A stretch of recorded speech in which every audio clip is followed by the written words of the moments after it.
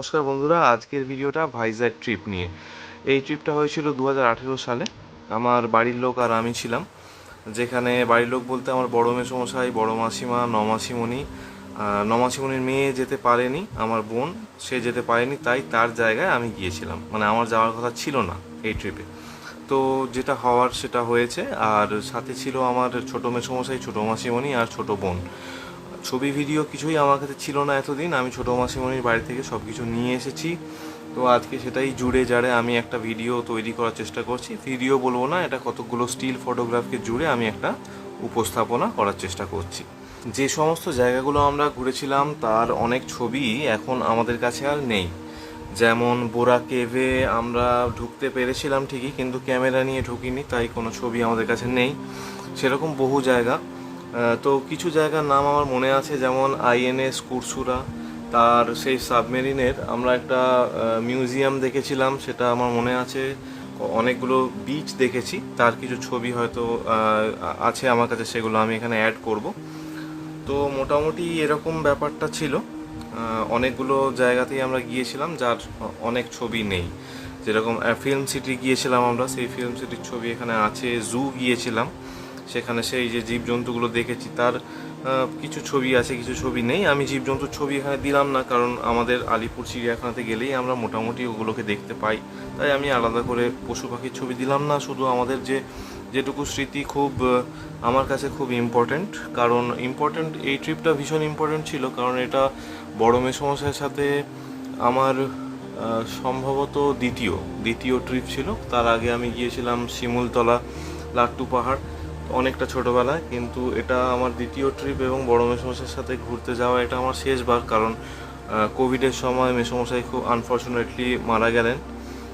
আর তো তখন আমরা যখন বেড়াতে গেছিলাম এরকম কিছু ভাবিনি যে এটা আমাদের শেষবারের মতো ঘুরতে যাচ্ছি, কিন্তু যা হওয়ার সেটা হয়েই থাকে।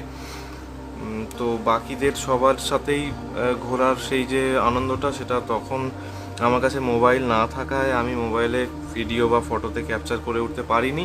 কিন্তু এতদিন পর মাসিমণির ক্যামেরা থেকে ছবিগুলো পেয়ে আমি আপনাদের কাছে সেগুলো তুলে ধরতে চাইছি।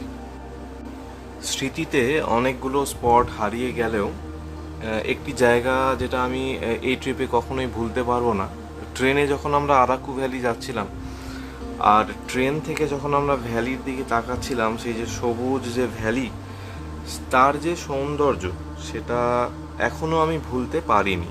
ভাইজ্যাগের আমার বিশেষ কিছু তেমন মনে নেই। তো কিন্তু আমরা ফিল্ম সিটি মনে আছে, এটা আমার মনে আছে। কিন্তু এই যে আরাকু ভ্যালির যে দৃশ্যটা, সেইটা কিন্তু ক্যামেরাতে ধরে রাখতে না পারলেও আমার চোখের যে আয়না তাতে এখনো পর্যন্ত ধরা আছে। আমি চোখ বন্ধ করে সেটা এখনো দেখতে পাই। আজকের দিনে বোরা কেভের ভিতরে রাস্তাটা কেমন সেটা আমি জানি না, কিন্তু আমরা যে সময় গিয়েছিলাম বেশ দুর্গম ছিল রাস্তাটা। আর উপর থেকে এমনই সুন্দর জায়গাটা, কেভের ভিতরে সানলাইট পড়ে, তো অন্ধকার, কেভের ভিতর তো অন্ধকার হয়ই, কিন্তু উপর থেকে একটা সানলাইট আসে যেটা খুব সুন্দর।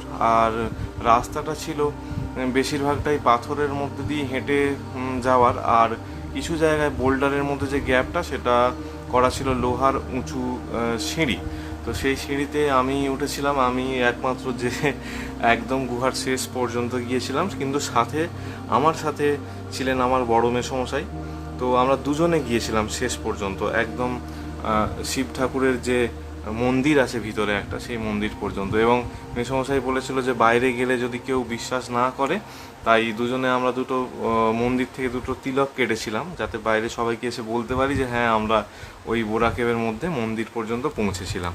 তো এই মজার ঘটনাটা আমার কিন্তু এখনও মনে আছে। আশা করি আমাদের বেড়াতে যাওয়ার এই ছবিগুলো আপনাদেরও ভালো লাগবে।